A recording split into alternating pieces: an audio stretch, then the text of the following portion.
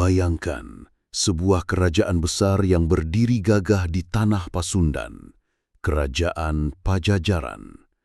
Rakyatnya makmur, rajanya bijaksana, dan istana menjulang bagaikan singgasana dewa. Namun, di balik semua kemegahan itu tersimpan sebuah rahasia besar, sebuah ramalan kuno yang bagaikan pedang menggantung di atas kepala.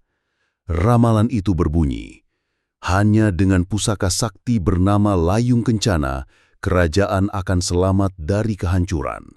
Tanpa itu, bencana besar akan menelan segalanya. Bayangkan, seluruh istana diliputi kegelisahan. Raja termenung setiap malam. Para penasehat kebingungan. Prajurit gagah pun menunduk, enggan menghadapi misi yang mustahil. Karena Layung Kencana bukanlah pusaka biasa.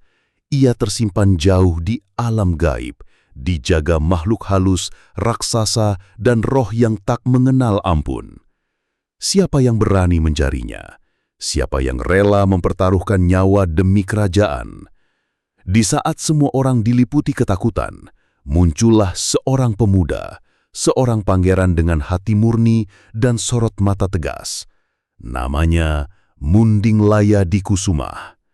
Ia berdiri di hadapan ayahandanya, menundukkan kepala lalu berkata dengan lantang, "Ayahanda, bila hanya pusaka Layung Kencana yang bisa menyelamatkan kerajaan, biarkan hamba yang mencarinya. Meski nyawa menjadi taruhannya, hamba rela demi tanah air dan rakyat Pajajaran." Keberanian itu mengejutkan seluruh istana.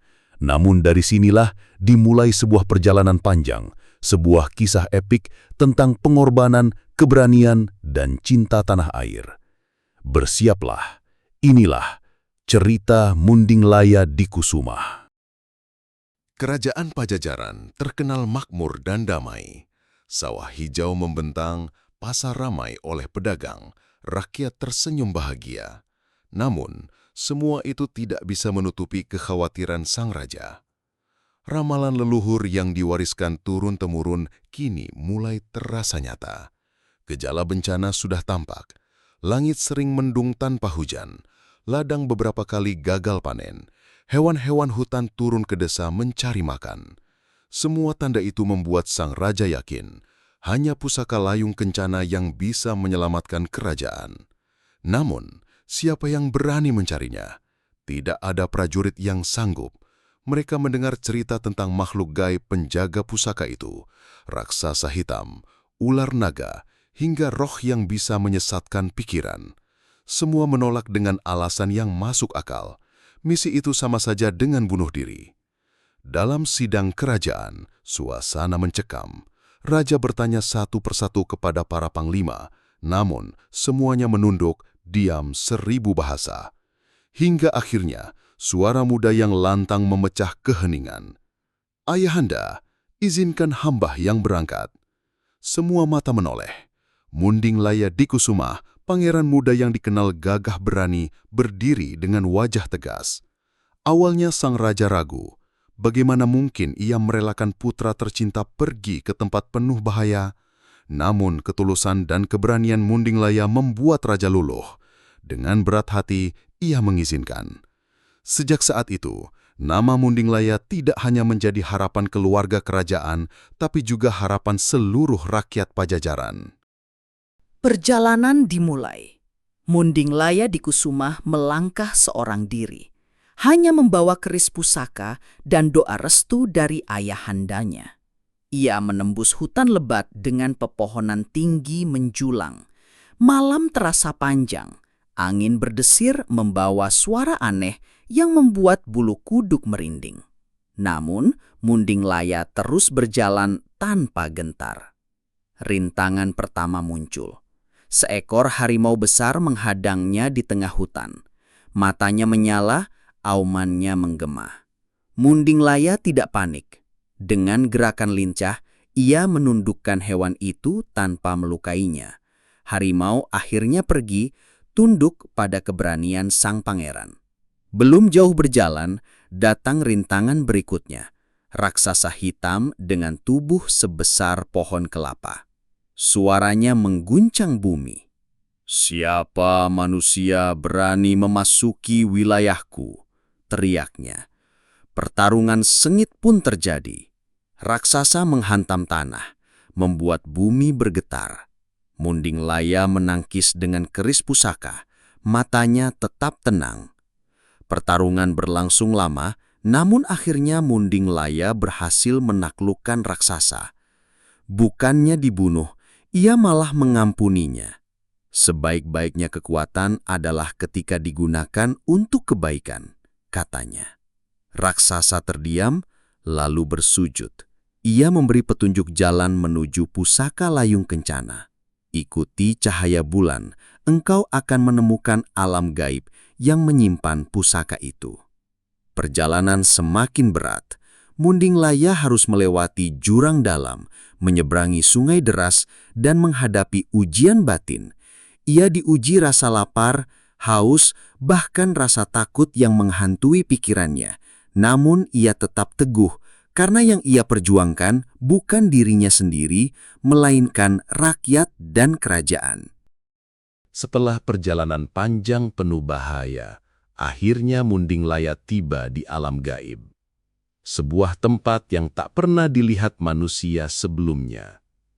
Cahaya keemasan menyelimuti langit, sungai bercahaya mengalir tenang, dan di tengahnya berdiri sebuah altar batu besar. Di atas altar itulah terletak pusaka layung kencana, memancarkan sinar yang menyilaukan mata. Namun, jalan terakhir tidaklah mudah. Dari balik kabut muncul penjaga terakhir. Sosok makhluk gaib berwujud naga raksasa dengan sisik berkilau dan mata merah menyala. Suaranya menggema, memenuhi udara. "Manusia, kau berani menyentuh pusaka ini. Hanya yang berhati suci yang bisa melewati ujian terakhirku." Pertarungan terakhir pun terjadi. Munding Laya bertarung mati-matian, menghindari semburan api naga, menebas dengan keris pusaka, dan melawan rasa takut yang mencoba menghancurkan tekadnya. Namun, yang membuatnya menang bukan hanya kekuatan, melainkan keberanian dan doa.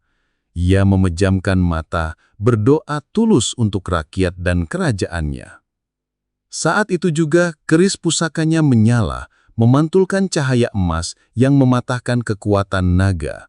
Penjaga gaib itu akhirnya mengakui ketulusan hati Munding Laya. "Engkau layak, ambillah pusaka ini."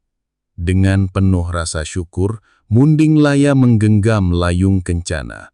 Seketika tubuhnya diselimuti cahaya emas, memberi kekuatan bukan untuk dirinya, melainkan untuk rakyat dan tanah airnya.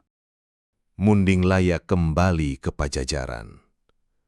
Saat rakyat melihat cahaya layung kencana di tangannya, sorak-sorai menggema ke seluruh penjuru kerajaan. Sang raja memeluk putranya dengan haru, matanya berkaca-kaca. "Putraku, engkau bukan hanya pewaris tahta, tetapi juga penyelamat kerajaan ini." Ramalan leluhur akhirnya terpenuhi. Dengan hadirnya layung kencana, bencana yang mengancam Pajajaran sirna. Ladang kembali subur, hujan turun dengan teratur, dan rakyat hidup dalam kedamaian. Nama Munding Laya Dikusumah pun dikenang sepanjang masa. Ia tidak hanya dianggap pangeran gagah, tapi juga pahlawan sejati. Seorang pemuda yang berani mengorbankan kenyamanannya, mempertaruhkan nyawa demi cinta pada tanah air. Dari kisah Munding Laya Dikusumah, kita belajar bahwa keberanian sejati tidak datang dari keinginan untuk dipuji, melainkan dari cinta yang tulus kepada orang lain. Kadang jalan menuju kebaikan penuh rintangan, namun dengan keteguhan hati, semua bisa dilalui. Bagaimana menurut kalian? Jika kalian berada di posisi Munding Laya, beranikah kalian menantang maut demi menyelamatkan orang banyak? Tulis jawabanmu di kolom komentar, dan jangan lupa tekan tombol like, subscribe, serta aktifkan lonceng notifikasi agar kalian tidak ketinggalan kisah-kisah legenda Nusantara lainnya. Sampai jumpa di cerita rakyat berikutnya.